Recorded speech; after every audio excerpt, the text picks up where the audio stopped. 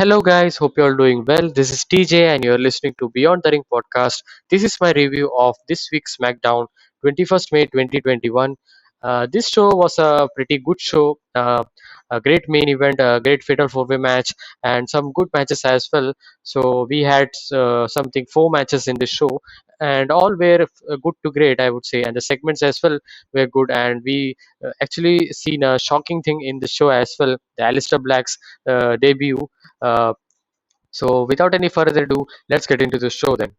The show actually started with all the champions standing on the stage, except Roman Reigns, and Sonya Deville is in the ring, and she actually announces the breaking news that WWE is going back on tour with the live fans in attendance from July 16th, which is happened to be Friday, starting from SmackDown. And this SmackDown is going to happen at Houston, Texas. And after that, 2 days after that, we are going to get the Money in the Bank pay-per-view, and post that we have Monday Night Raw. So a very big weekend that's gonna be, and I'm pretty excited to see fans back. It's a great time that we didn't have fans for so many long time. It's like being a century or something. Like we didn't seen fans or something. So we're pretty very excited to see the fans. So that was very good news we got. And then she kind of was giving the quote of the segment was quoted as a parade of champions actually, and Sonya Deville was honoring all of the champions, and at one point she was actually honoring Apollo Crews. Apollo Crews actually cuts her off, and he says actually she's dishonoring him because he is actually frustrated because of what he's going to face tonight, because he's in the fatal four match, and he didn't want to be get he didn't should have to be get pinned for to lose that intercontinental championship, he says. But either way is gonna destroy, and Sonya didn't pay attention to that much. And then comes Paul Heyman. But for some or the other reason, Paul Heyman actually came out to the Roman Reigns whole theme. I don't know why. Was that an error or something? I don't know. But he came out, and then Paul Heyman says that these all standing here is a parade of title holders, but my client is, or my tribal chief is a parade of champions, and he's gonna have his own celebration in his own leisure time. He says, Paul Heyman says, and that was the end of that was the kind of what Paul Heyman said. And then after that, Bailey actually comes out, and she had the target for Bianca Belair, and she actually brags about how she steal the victory by using her hair, but she has none of it, and she actually said we can do this right now, but Bailey actually said not now, not now. I would be saying when I would be ready. And that was the end of the segment. A good segment, I would say, opening with some and all. They actually announced that breaking news, very good news that are gonna come back. So very good news that they are rolling with. So then we got to the uh, Ray and Dominic, uh, Ray and Dominic segment to open with, and then we got to the first match, which was a 6-for-1 tag team match between Bianca Belair, Tamina, and Natalia versus Bailey, Nia Jax, and Shayna Baszler. I don't know how much time we had seen these matches, like 1,000 times or something. We had seen this match, but this was a good kind of same normal match, normal stuff, normal match. I would say nothing bad. They all the six of the superstars or the wrestlers, women's wrestlers, are very great in what they do. And we also got a breaking news after this that Shayna Baszler and Nia Jax are going to get another chance on Raw, which we had seen last week as well. Another chance. They are really struggling to put that to run that women's tag team title, because they're not getting any credible challengers to challenge for that, and they're going with that same old storyline. But this was a kind of a good match, okay match, I would say. Nothing new. You can pass it through. But at the ending of the match, we got actually Belair actually got caught with Bailey to belly on the outside by Bailey, and Baszler actually catches Natalia with a Kirifuda clutch, and Natalia has to tap out because she doesn't have any help to help her actually. So a basic kind of match that we had seen. And after this, we got a segment where Big E's in a good mood because he has the title opportunity tonight in that fatal four-way, and he's pretty excited. And he says that he's gonna leave the ring tonight as the IC champion. Kind of a basic stuff that we have seen from Big E.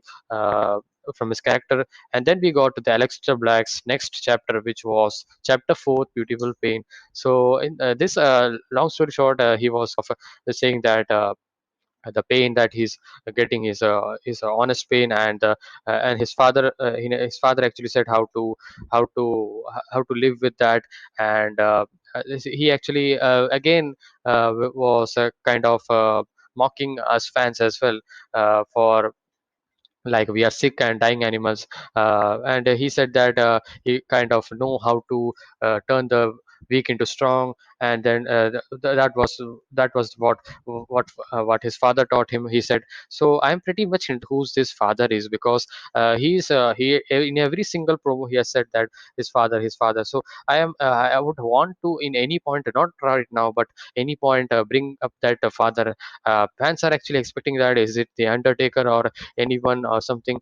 I don't know, but Undertaker would be a great man, great choice for Aleister Black's character. I mean, it would be he didn't want to have some any grand intrigue stuff going on, because if he just kind of make lights off or something, that would be great as well. If he doesn't come into the ring or something as well, his presence of kind of that would be enough as well.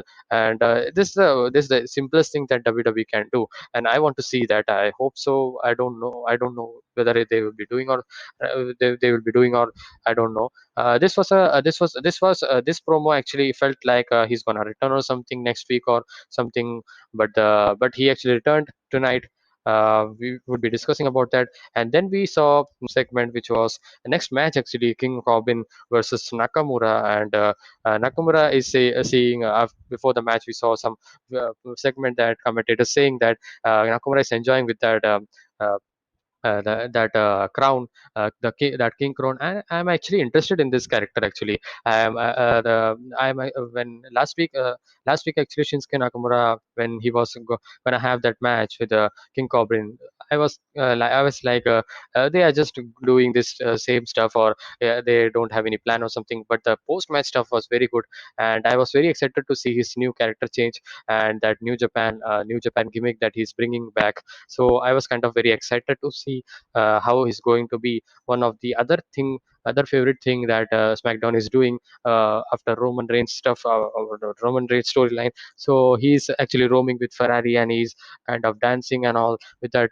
He's very obsessed with that crown actually. And Corbin and Nakamura have a match, and before the match, Nakamura makes his entrance, but Nakamura actually heads into the ring with a new guy called Rick Books, who is also a professional wrestler, and his name, I think so, his name is Eric or something.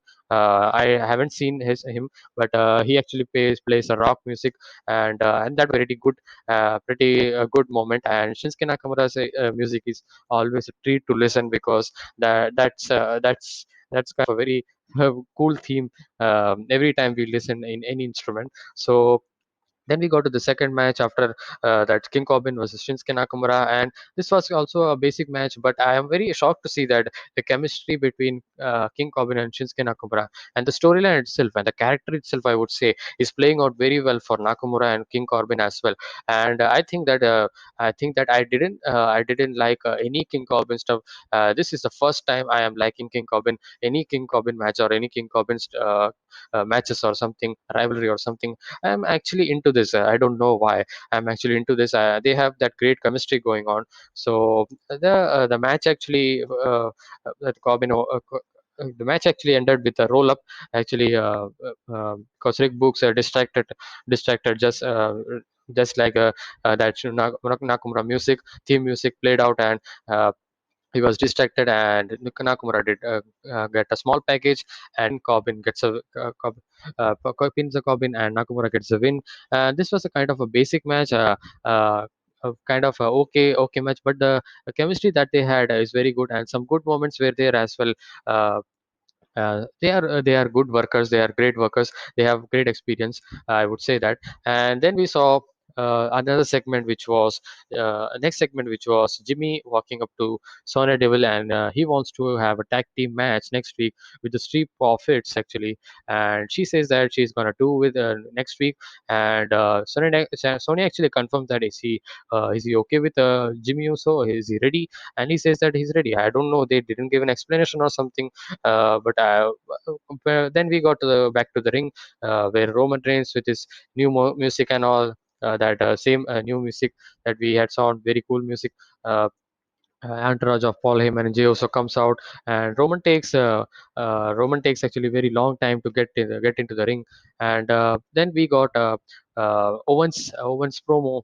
Before that, I don't like this stuff because when any superstar makes an entrance and after between any other storyline promo is going on, I don't like that kind of production that WWE is doing from few weeks or from months, I would say, for many months, I would say. But Owen says that he's a prize fighter, and he's gonna take that Intercontinental Championship.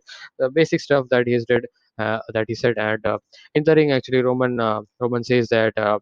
Uh, the recap of the match that happened with Cesaro from WrestleMania Backlash, and Roman then gets a mic from him, and he says that he believes to be a humble man who takes every opportunity to teach his sons about humility and all, and he says he doesn't like to brag about things on live television, so he will let Paul Heyman to do that, and Paul Heyman then brags about him like he acknowledged him like he's the tribal chief.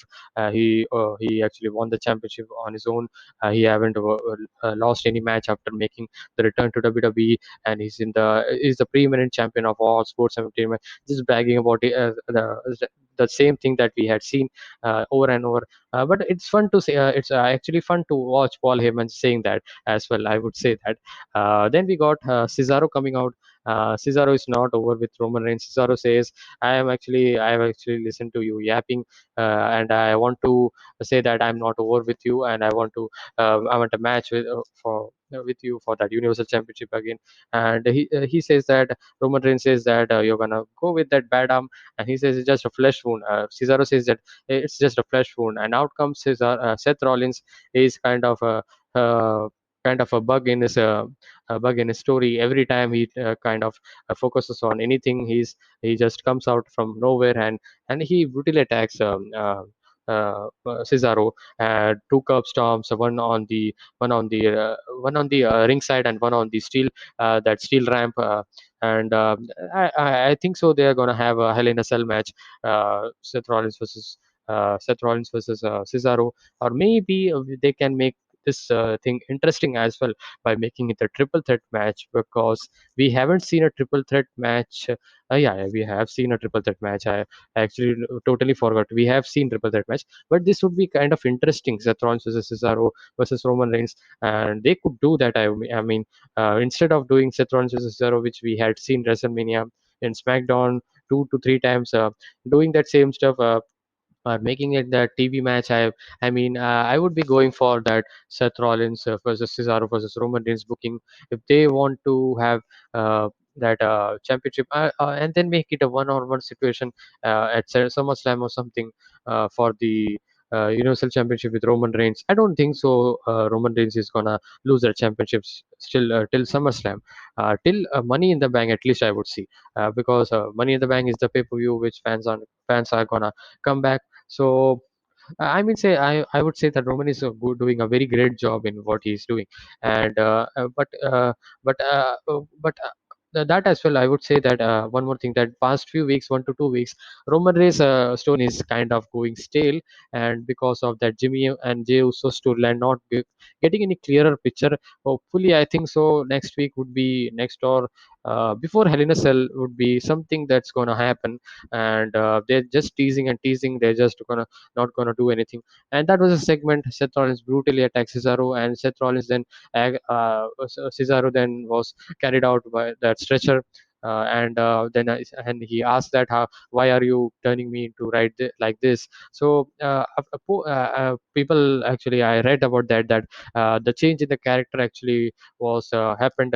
The Messiah character was happened after the Fiend came back, and the Fiend actually changed him to that character, that loss actually. trauma that he had felt with that match, that changed his character. And that's the only thing that fans that's the thing that Seth Rollins is behaving like this, like attacking for even though he's won the match and all, but he's just doing that only.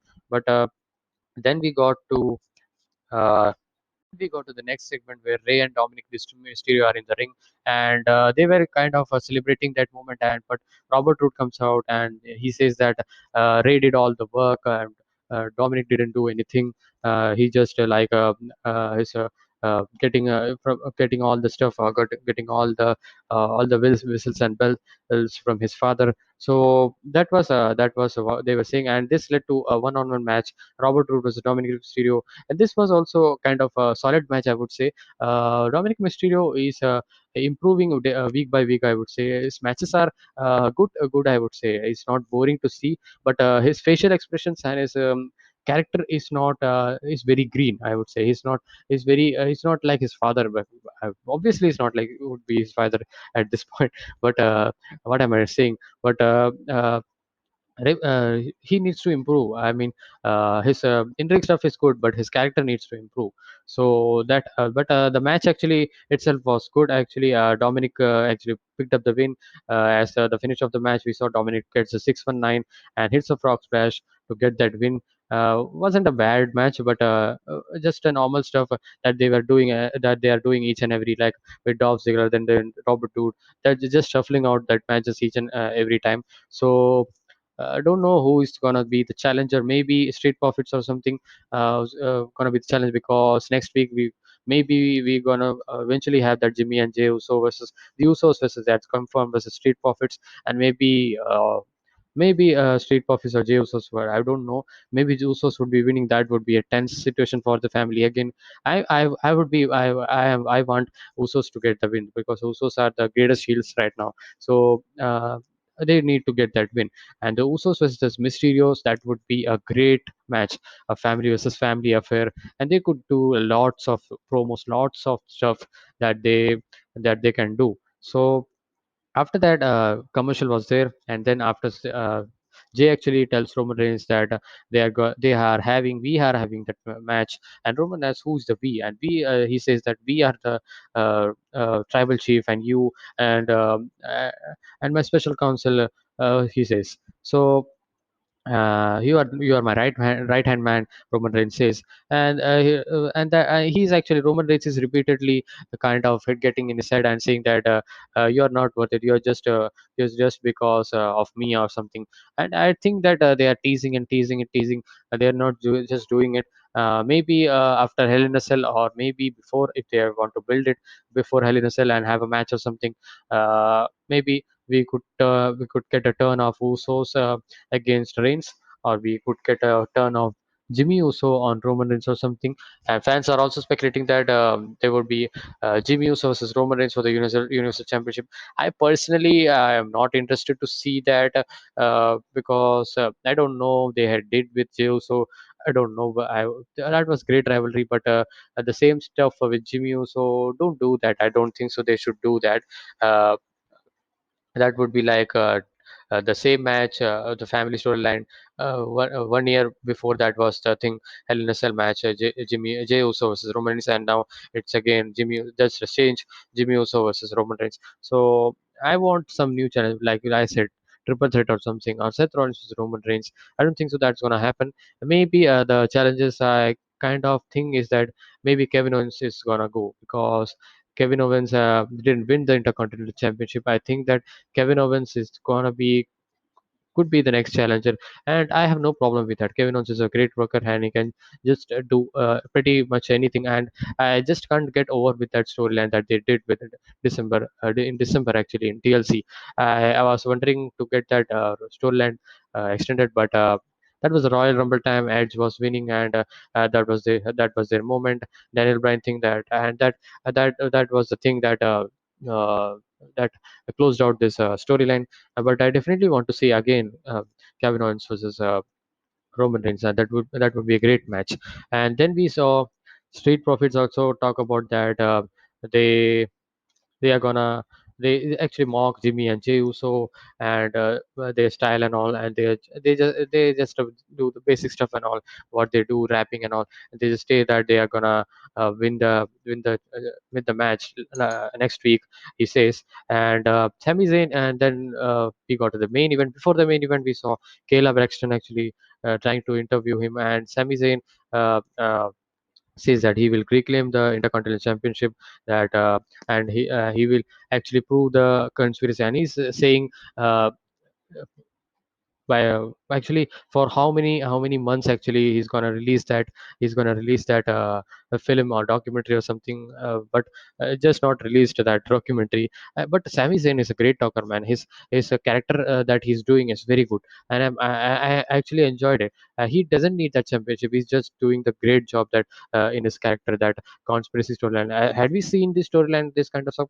But this kind of stuff, no.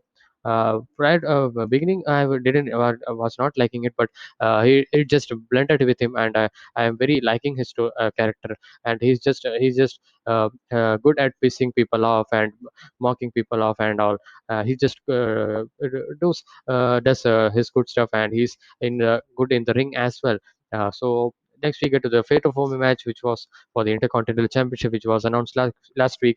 Apollo Crews with Commander Aziz versus Big E versus Kevin Owens versus Sammy. Going to this match, I thought about that Apollo Crews is gonna retain this championship. Maybe we could get a shocker or something, but that was what I thought. But I do wanted to get a title change or something, because of how they were hyping this fatal four way match. And in the past as well, we had seen fatal four way matches where title changes had take place. So in this four of the superstars, four of the wrestlers are great experienced wrestlers, and any of them who win the Intercontinental Championship would not be bad for their career. So I was expecting kind of Sammy or Kevin Owens, but Apollo Crews actually retained the championship. I would be getting to that. So the initial moment of the match we saw at Apollo Crews and Apollo Crews and Apollo Crews and Big E actually. Uh, Apollo Crews, Kevin Owens and Sammy had their own thing, and Apollo Crews and Biggie having their own thing, and they are just and post a 5 to 10 minutes after that, they were Kevin Owens had that Tope Suicida to Apollo Crews, and this was a great match, man. You should see this match. This was a great main event. Some very great spots. I enjoyed this match. There was a lot of excitement in this match. Such a good TV main event that we haven't seen since last week, because uh, all we see is the Roman Reigns promo, and that ends the show with a brawl or something, and that's it. But this time it was a straight up match, a very good fatal four way match and very good fatal four way that we haven't seen since long time. And this was a very good match, and you should watch this. One of the best matches of the show. And the main event actually saved. I don't say saved, but this sure made this show pretty interesting, because the post match stuff we actually the finish of the match, we saw Aleister Black actually coming from the dark dust. Is getting that interest, just like not the same, but just like the Undertaker. Glad I'm actually hoping that Undertaker is his father. Uh, I'm hoping that WWE does that in the future. And he comes out, Aleister Black comes out, and Black masses Biggie, while Apollo Crews was holding his foot, and he ate the Black Mass, and Apollo Crews had retained the championship. For once the moment, I think that I felt that like Apollo Crews is a sorry. Aleister Black, is he going for the Intercontinental Championship or something? I personally don't want to go him for the championship at after this long run. That's not good for him. He just needs to develop his character, have worthy, feel that worthy enough, and get that reaction from the fans. Play out that character very well. Just test out in the front of audience and all. Uh, for 1 to 2 months, and then get into a storyline or something for Universal Championships or something. He's a great talent. He can hang up with Roman Reigns, I would say, even now as well. But now is not the time, I would say. In my opinion, that's not they should do.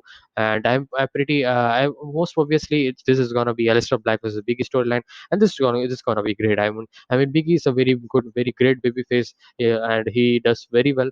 And uh, and uh, so and this is the thing that I hadn't expected, that Aleister Black was going to come back into this in this match and all.